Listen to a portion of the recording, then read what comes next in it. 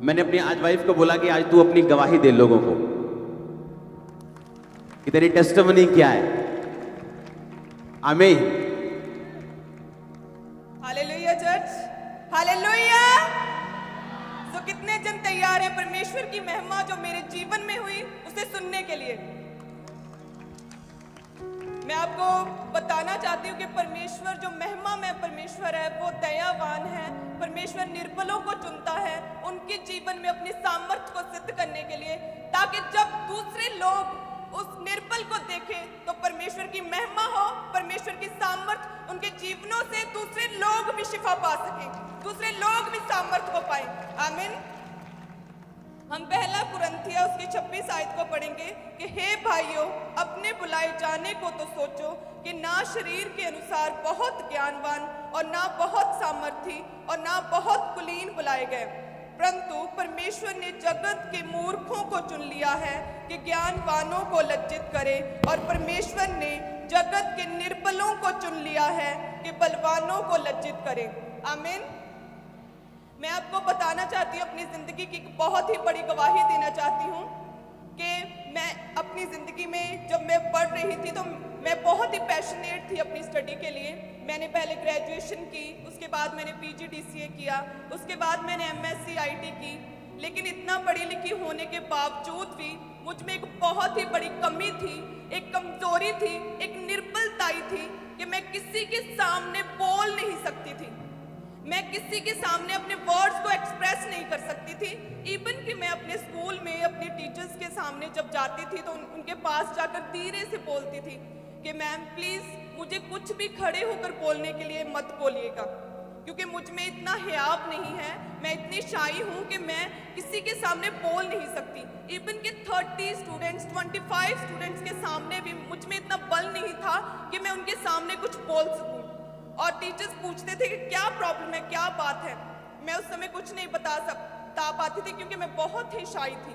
और ऐसा ही चलता रहा, स्कूल, कॉलेज, उसके बाद यूनिवर्सिटी में मैं पढ़ती रही, बहुत पढ़ी, लेकिन इस पढ़ाई का, इस स्टडी का कोई फ़ायदा नहीं हुआ, क्योंकि जो ज्ञान हमें परमेश्वर देता है, चाहे वो स्टडी के थ्रू हो, वह तभी दूसरों के जीवन में काम करता है जब हम बोल के दूसरों को समझा पाते हैं। क्योंकि उद्धार के लिए मुंह से अंगीकार किया जाता है, डिलीवरेंस के लिए भी मुंह से अंगीकार किया जाता है, लेकिन मेरी जिंदगी की ये सबसे बड़ी शर्मिंदगी और निर्बलताई थी कि मैं बोल के किसी से कुछ भी नहीं कह सकती थी, मैं खड़ी होकर लोगों में कुछ भी नहीं कह सकती थी, मैं इतनी कमजोर थी अंदर से। लेकिन और जब ये टीचर के पास जब नए क्लास में जाती थी तो टीचर को स्पेशल मिलती थी ये कि आप मुझे कोई भी ड्यूटी दे दो क्लास में, लेकिन मुझे खड़े होकर बोलने के लिए कुछ नहीं कहना, क्योंकि मैं बोल नहीं पाती हूँ, मेरे अंदर पता नहीं क्या चीज़ प्रॉब्लम है कोई। और ये प्रॉब्लम लगातार चलती रही, लेकिन जब मैंने मसीह को जाना, जब परमेश्वर का मसीह में कैसे आया वो बताओ। मैं जैसे मेरा पूरा परिवार मसीह में था और वो मुझे परमेश्वर के विषय में बहुत बताते थे कि परमेश्वर सर्वशक्तिमान है, वो इतने चमत्कार करता है, वो एकमात्र जीवित परमेश्वर है, उसके पास चाहे हम चर्च जाते हैं, लेकिन मैंने उनकी बातों का कभी भी विश्वास नहीं किया था। मैं परमेश्वर की विरोधी थी उस वक्त, मैं परमेश्वर का विरोध करती थी, मैं उदो बिल्कुल भी परमेश्वर को जानती नहीं सीगी और परमेश्वर का विरोध करती सी। अपने पेरेंट्स का बिल्कुल भी जो चमत्कारां दे विषय जो परमेश्वर के वचन के बारे दसते सी मैं बिल्कुल विश्वास नहीं सी करती। लेकिन एक दिन परमेश्वर की अद्भुत कृपा हुई कि ईस्टर वाले दिन जो मेरी पूरी फैमिली तैयार हो रही सी प्रभु के घर जाने के लिए, और तब ये खामरा चर्च को जानते भी नहीं थे ये पूरा परिवार, या तब मैं अपने मेंटर और आपके फादर को बिल्कुल नहीं जानती थी। तो उस वक्त सभी पूरी फैमिली तैयार हो रही थी और मैं ऐसे ही लेटी हुई थी, क्योंकि मैंने तो चर्च में जाना नहीं था, मैं आराम से लेटी थी कि आज छुट्टी है, आज संडे का दिन है। तो एकदम से परमेश्वर के आत्मा की सामर्थ्य मेरी बॉडी पर उतरी और उसी वक्त मेरी पूरी बॉडी पाताल में धंस गई। उसी सुनो और सुबह के 6 बजे थे और पूरी बॉडी मेरी पाताल में धंस गई और मेरी आंखें खुली थी, मुंह खुला था, मेरे पेरेंट्स मेरे सामने तैयार हो रहे थे, लेकिन मैं कुछ भी बोल नहीं पा रही थी उस वक्त। और ऐसे ही चलता रहा कुछ सेकंड, उसके बाद धीरे धीरे मेरी बॉडी पाताल से ऊपर पृथ्वी के ऊपर आई, मैं अपने बेड के ऊपर फिर से लेट गई और उसके बाद मेरे कानों में आवाज आने लगी कि परमेश्वर तुम्हें बहुत प्रेम करता है, परमेश्वर ने तुम्हें चुना है अपनी महिमा को दिखाने के लिए, परमेश्वर ने तुम्हें चुना है अपनी सामर्थ को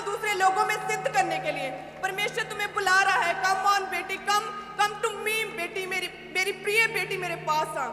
ऐसी आवाजें मेरे कानों में आने लगी और मैं सरप्राइज्ड और शॉक्ड थी। और जैसे ही मैं नॉर्मल हुई, कानों से आवाजें बंद हुई, उसी वक्त मैंने अपने पेरेंट्स को बताया। और वो ईस्टर का दिन था जब मैं पहली बार परमेश्वर की हुजूरी में, परमेश्वर की प्रेजेंस में और परमेश्वर के घर में गई थी।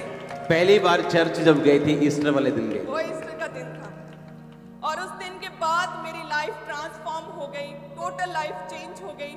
जब मैंने मसीह को जाना तो मेरी जिंदगी की सबसे बड़ी कमजोरी, सबसे बड़ी निर्बलताएं, जो मैं अपनी जिंदगी की सबसे बड़ी शर्मिंदगी समझती हूँ कि इतना पढ़ने लिखने के बावजूद भी मैं किसी से बात नहीं कर सकती थी, वो कमजोरी मेरी जिंदगी से दूर हो गई। आज ना केवल इस चर्च के लोग, गुरदासपुर ब्रांच के लोग, ऑनलाइन चर्चों में, बल्कि ऑनलाइन लाखों लोग आज मुझे सुन पा रहे हैं। हालेलुया। उसी तरह से जिस तरह परमेश्वर ने अपने महिमा में, परमेश्वर है, अपनी महिमा के धन में से परमेश्वर ने मुझे ये दान दिया कि अपनी आत्मा से भरकर परमेश्वर ने मेरी इनर प्रॉब्लम्स को, मेरी इनर बॉडी में अपनी स्ट्रेंथ को मेरे जीवन में डालकर मुझे अपना बल दिया है। उसी तरह से और जब ये चर्च जाना शुरू हुए थे तो इनके पास, इनके फैमिली के पास किराया नहीं होता था कभी भी। यस, हम फाइनेंशियली इतने सिक थे, इतने गरीब थे, इतना निर्धन परिवार था, इतनी बीमारियों परेशानियों थे, लेकिन कोई भी बीमारी, कोई भी पैसे की तंगी, कोई भी शर्मिंदगी हमें परमेश्वर से कभी भी दूर नहीं कर पाई थी। हम पवित्रता में खड़े रहे, परमेश्वर के वचन पर खड़े रहे। और मैं बताना चाहती हूँ कि जब चर्च आते थे तो इतना किराया भी नहीं होता था कि हम चर्च के लिए जो 100-120 रुपए उस वक्त किराया था कि हम वो पे कर पाएं। हमने गांव का एक भी दुकान, जिसे बोलते हैं मनियारी की दुकान, जहां पर सभी बिस्किट्स, नमकीन वगैरह मिलते हैं, कोई भी दुकान, कोई घर नहीं छोड़ा था जिनसे हमने पैसा ना मांगा हो। सिर्फ चर्च आने के लिए, सिर्फ चर्च आने के लिए। क्योंकि जब हमने जान लिया कि 7वें दिन, जो पहला दिन है, उसमें परमेश्वर के घर में आना जरूरी है, तो हमने परमेश्वर के वचन को फॉलो किया। हमने नहीं देखा कि हमारी जिंदगी में क्या प्रॉब्लम्स हैं, क्या गरीबी है, क्या शर्मिंदगी है। हमने परमेश्वर को अपना लिया और सीधा परमेश्वर की ओर चलने लगे। और उसके बाद परमेश्वर ने मेरी जिंदगी में अद्भुत काम किए। आज परमेश्वर मुझे अपनी महिमा के लिए इस्तेमाल कर रहा है। जब ये फैमिली, जब ये चर्च गए तो ऐसा नहीं था कि एक दिन में इनकी प्रॉब्लम सॉल्व हो गई। यस, बहुत सालों तक हम ऐसे दुखों में, बीमारियों में रहे, ऐसे परेशानियों में रहे, लेकिन कोई भी दुख, कोई तकलीफ हमें परमेश्वर से, परमेश्वर के घर से हमें दूर नहीं कर पाई। लगातार हम परमेश्वर के वचन में अड़े और खड़े रहे। इसीलिए आज परमेश्वर ने मुझे अपने दास के लिए, परमेश्वर ने अपनी महिमा के लिए, अपने कामों के लिए परमेश्वर ने मुझे चुना है। आमीन। और जब मेरी इसके साथ मैरिज हुई तो ये बहुत सिंपल थी। ये इतनी सिंपल थी कि मुझे मैसेज आए बहुत सारे लोगों के कि लड़कियां तो बड़ी तैयार श्यार होकर आपके आसपास फिरती थी, ये सोच के कि आपको बड़ी मॉडर्न लड़कियां पसंद होंगी, आप चंडीगढ़ से पढ़े हो, ये आपने क्या चुना? इतनी सिंपल, पूरे बाजू वाले सूट, बिल्कुल तेल लगा के, इतना सिंपल। सुनो, जब इसकी मैरिज हुई तो ये 25 साल की थी। उससे पहले की लाइफ बताओ। मैं पहले बहुत ही सिंपल थी, बहुत ही सिंपल घराने से थी, गरीब परिवार से थी, लेकिन स्टडी का इतना पैशन था मुझे पढ़ाई करने का। जब स्कूल कॉलेज में भी जाती थी तो बहुत सिंपल, तेल मल के, बिल्कुल सीधे बाल, सिंपल सूट, 2-4 सूट होते थे गिनती के, जो डाल के चेंज कर करके कॉलेज में, स्कूल में जाती थी। और बहुत ही शाई थी मैं, हमेशा अपनी लाइब्रेरी में बैठी रहती थी मैं।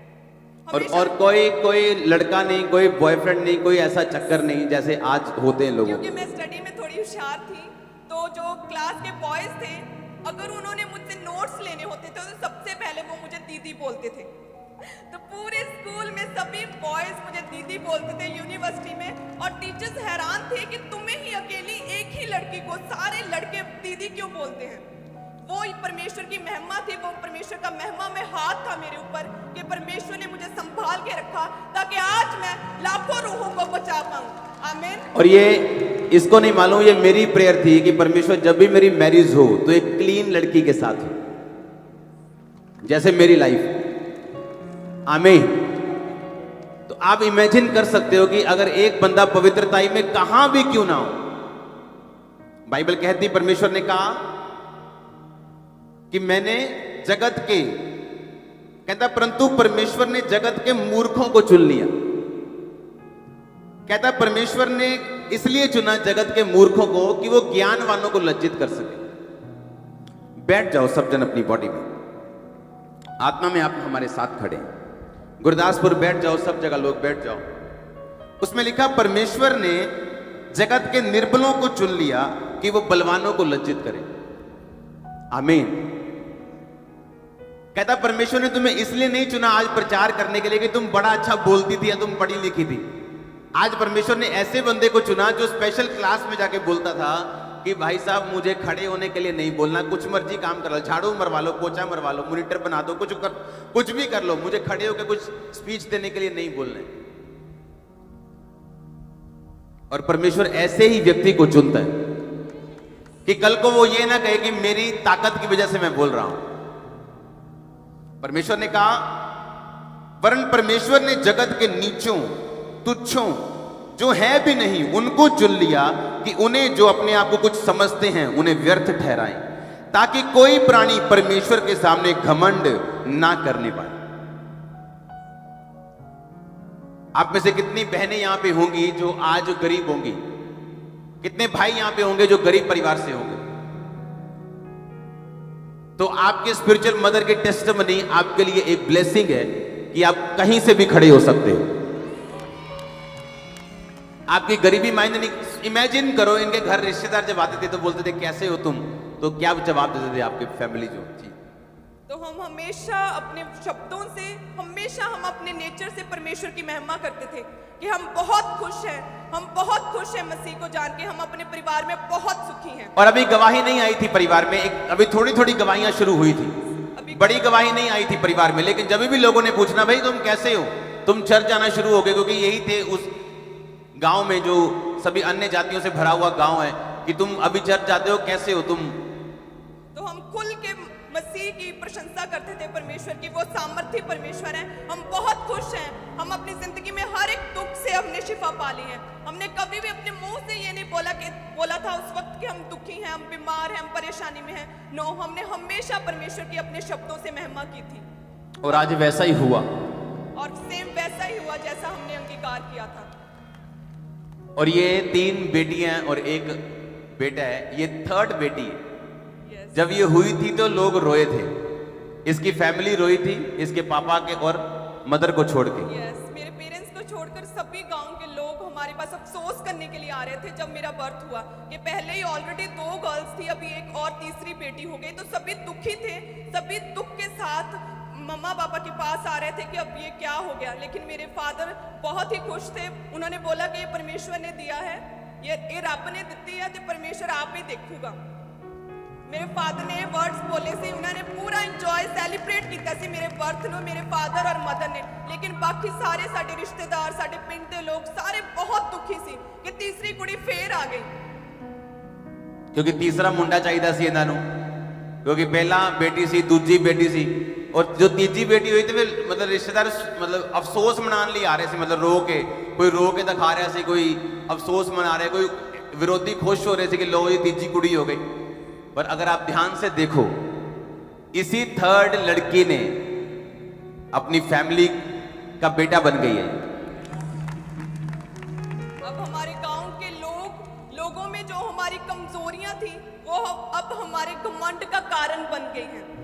अब लोग जान गए हैं कि वाकई मसीह परमेश्वर जीवित परमेश्वर है, वो सामर्थ्य और वो सब कुछ करने की सामर्थ्य रखता है। अब हमारे गांव के बहुत से लोगों ने मसीह को जान लिया है, बहुत से लोग मसीह में आ गए हैं। अब मेरे फादर मदर अभी परमेश्वर की फुल टाइम सेवकाई में है, मेरा पूरा परिवार अब परमेश्वर की सेवा में है। और ये सिर्फ और सिर्फ हुआ क्योंकि पहले हमने फेथ रखा, हम विश्वास में अड़े और खड़े रहे। हमने अपने दुखों में, तकलीफों में, कमजोरियों में कभी भी डगमगाए नहीं, हमने कोई डाउट नहीं किया।